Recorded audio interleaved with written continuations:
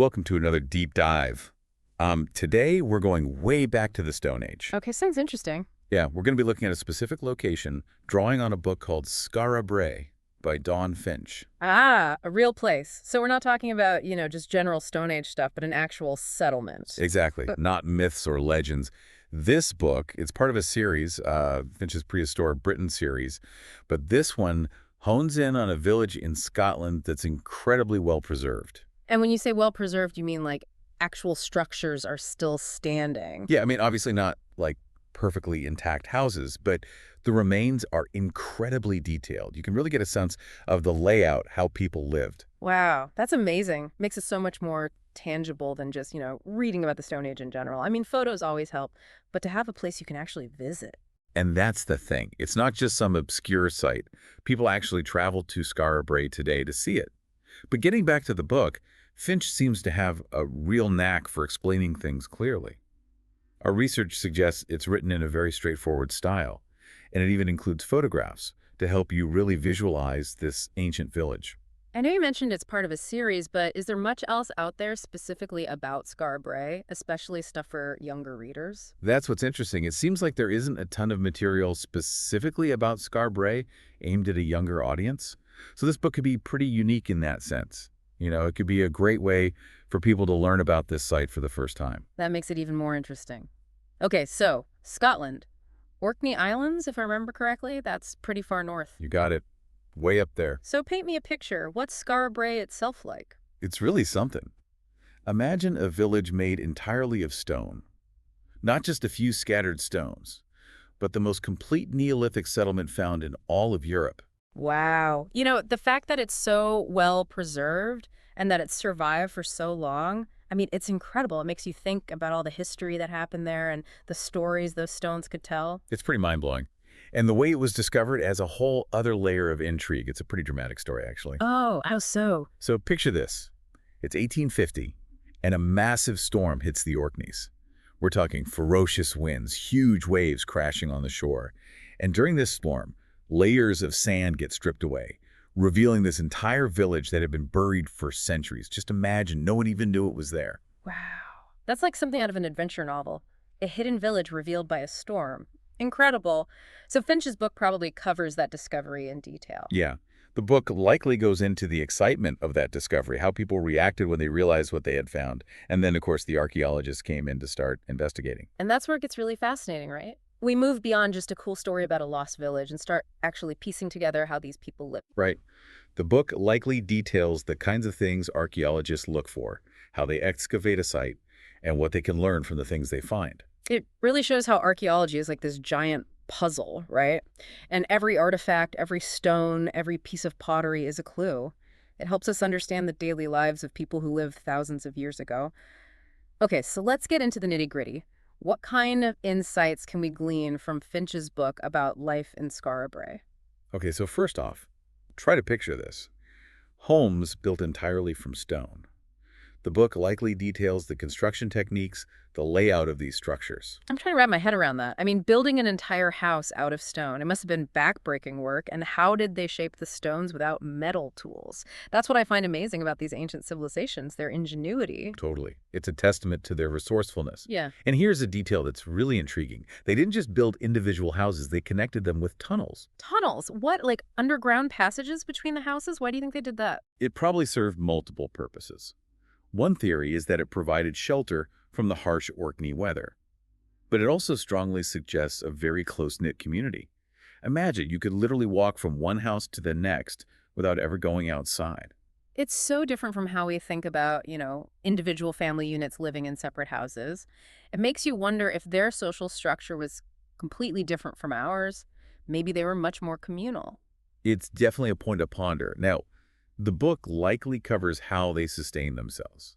Obviously, farming would have been important. Especially barley, right? I remember reading that barley was a major crop for them, but being on an island, I imagine fishing played a huge role too. Yeah, you're spot on. Fishing would have been crucial.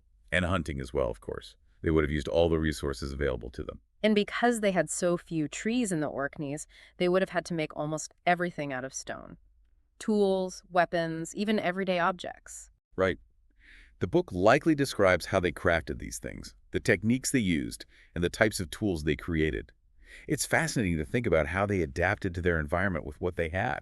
It really challenges our modern day reliance on, well, everything. We have metal, plastic, wood, all readily available. But they had to make do with what they had, and they thrived for centuries.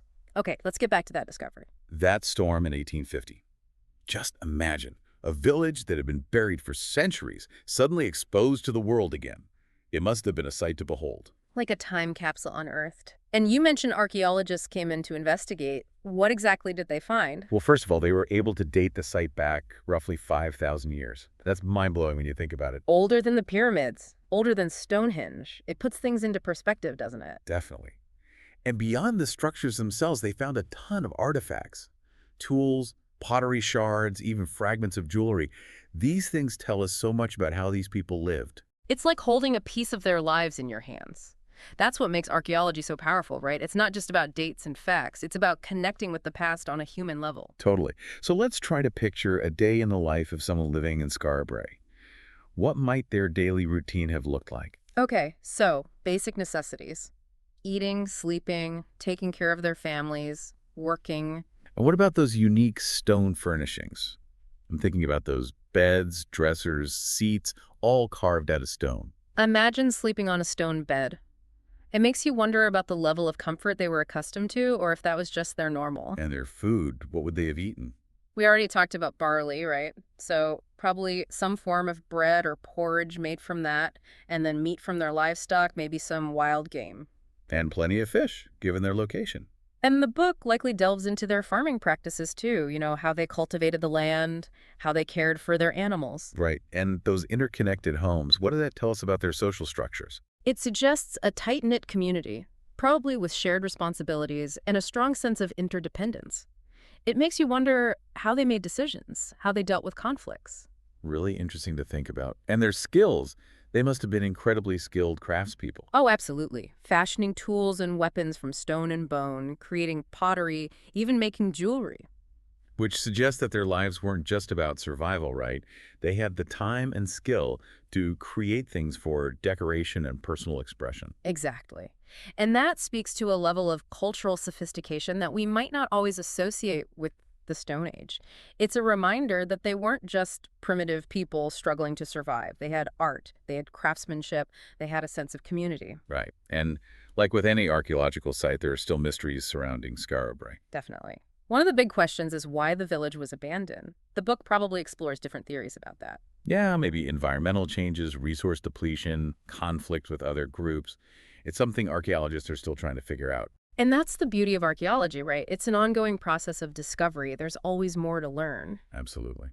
So, zooming out a bit, what do you think is the broader significance of a book like this? Why should people care about Skara Brae? Well, for one thing, it gives us a much deeper understanding of human history, especially the Stone Age. It's easy to think of it as this distant, primitive era, but Skara Brae shows us a level of sophistication and complexity that we might not expect. And it helps us connect with our ancestors, Right. to see how they lived, what challenges they faced, how they adapted to their environment. And it highlights the importance of archaeology itself, how it allows us to piece together the past and learn from it. And how about the lessons we can learn from Skara Brae? What can we apply to our own lives? Well, one thing that stands out to me is their ingenuity. They were incredibly resourceful and adaptable, making the most of what they had available. And that's a quality we could all use a little more of today, especially in the face of climate change and resource scarcity. That's a great point. Okay, now for anyone who's interested in learning more about prehistoric life or archaeology, we've got some book recommendations. For younger readers, there's Stone Age Boy, which is fiction, or The Boy with the Bronze Axe, which is also fiction but actually set in Skara Brae. And for very young children, Little Explorer's Skara Brae looks like a fun, interactive option. Then for those who want more in-depth nonfiction, Stone Age Farmers Beside the Sea by Caroline Arnold is a good choice. Or Skara Brae, The Story of a Prehistoric Village by Olivier Dunria. And if you're fascinated by archaeology itself, Archaeologists Dig for Clues is a good introduction. Or Dig It, Archaeology for Kids, for older kids. And then there's Accidental Archaeologists, which shares true stories of amazing archaeological discoveries that happen by chance. And finally, let's talk a bit about Dawn Finch herself. Apparently, she developed a love for reading and history at a very young age. She was even inspired by Edgar Allan Poe. I love that. And here's a fun fact. She wasn't allowed to read Dracula as a child, which actually motivated her to become a librarian. Talk about turning a negative experience into a positive outcome. It seems like that experience really shaped her career and her writing. Her passion for books and for making history accessible to young people shines through in her work. And Skara Brae isn't her only book. She's also written Stone Circles and Bronze Age and Iron Age Hill Forts, all part of the Prehistoric Britain series. Plus, she's written young adult fiction and contributed to a bunch of other children's nonfiction books. She's clearly a prolific writer. It sounds like she has a real gift for making history come alive. So to wrap things up, Skara Brae by Dawn Finch sounds like a truly fascinating and valuable resource for anyone interested in this remarkable historical site. Absolutely. It's amazing to think that this village, older than the pyramids and Stonehenge, is so well preserved that we can learn so much about how people lived thousands of years ago. And Finch's book does a great job of bringing that history to life. So if you're curious about Skara Brae or just about the Stone Age in general, definitely check it out and maybe even plan a visit to see it for yourself one day. Yeah, and as you consider the incredible ways the people of Skara Brae adapted to their environment, think about the challenges we face today. Maybe their ingenuity can inspire us to come up with creative solutions to our own problems. That's a great point to end on. Thanks for joining us on another deep dive. My pleasure. Always a fascinating conversation.